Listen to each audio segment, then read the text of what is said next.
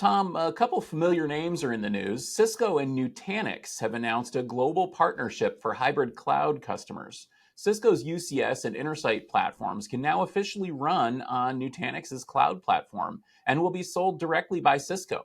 The solution is verified and fully integrated to provide users with the full support of both companies after deployment. Tom, what does this partner provide on both sides? Well, it gives Cisco the opportunity to say they finally run Nutanix. And that's one of the things that a lot of people on the inside have been telling me is that normally if you buy UCS and you buy all this stuff and then you start running Nutanix on it and you call for support, you usually get the shoulder shrug emoji when you ask them, hey, how does this work? For Nutanix, it gives them another avenue. And I'll remind you that it was so long ago, back in December of last year, we were talking about the fact that Nutanix might get acquired by HPE. That ended up not happening. And that basically means that with all of the GreenLake stuff that HPE has been doing, Nutanix really needed to find a good partnership to kind of get in front of more customers. And when you consider that Cisco UCS is kind of aimed at that hybrid cloud market, this is a really good partnership. For those of you who don't know, when Cisco signs a partnership like this, what they effectively mean is we're going to sell your stuff through our price list and provide support through our teams. And that is very appealing to companies that buy things from Cisco.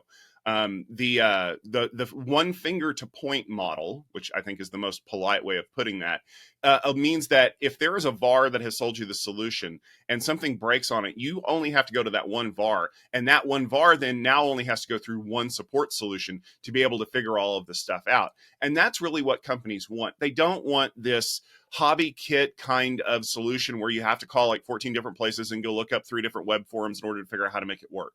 They want it to work easily. They want it to be manageable from an easy perspective, and they want to be able to get support on it as quickly as possible.